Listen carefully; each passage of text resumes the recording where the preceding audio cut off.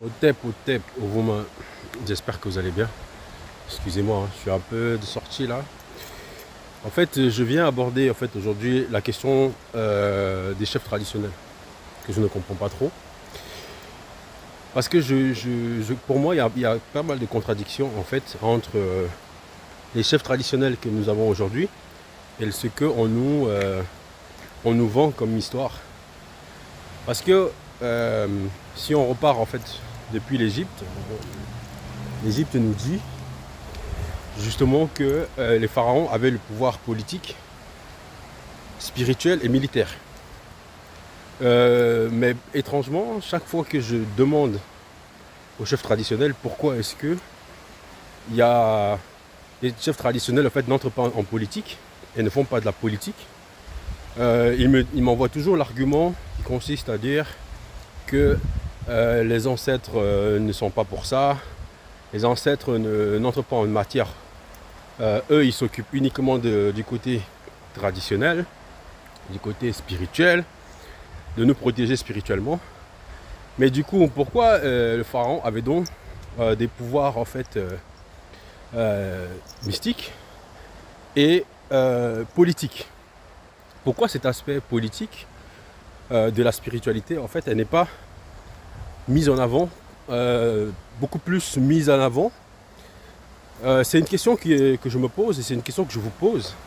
J'aimerais bien comprendre pourquoi est-ce que nos chefs traditionnels ne cherchent pas à être, je ne sais pas, par exemple, président de la République. Parce que pour moi, je ne vois pas en fait une contradiction par rapport à ça. Ou alors je me trompe et j'aimerais bien avoir une explication. J'aimerais bien avoir votre retour par rapport justement sur ça. Parce que j'estime que les mêmes qui me disent que les chefs traditionnels ne se mêlent pas de la politique, mais n'hésitent pas en fait à soutenir en fait les politiciens dictateurs qui contrôlent le pays depuis des années, n'hésitent pas à avoir des postes justement pour avoir quelques avantages.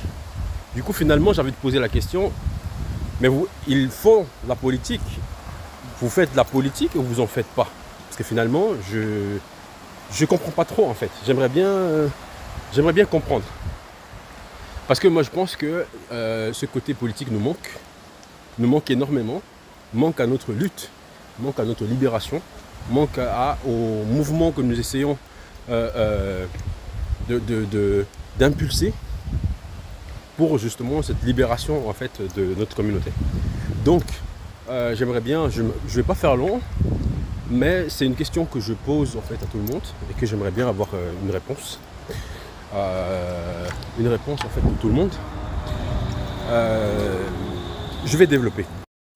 Parce que peut-être que je suis impatient, mais je me demande bien, je me pose bien la question de comment allons-nous faire pour récupérer en fait toutes nos institutions. Et je parle ici en fait des personnes qui défendent, qui luttent justement pour pour une libération en fait de notre espace vital.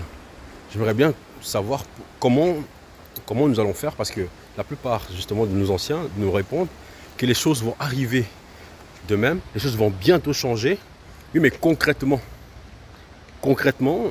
on aimerait bien les accompagner en fait dans ces changements, parce que le constat que moi je fais un petit peu, c'est plutôt le contraire, parce que plus on avance, plus j'ai l'impression que les autres se renforcent dans leur idéologie, les autres en fait deviennent de plus en plus puissants.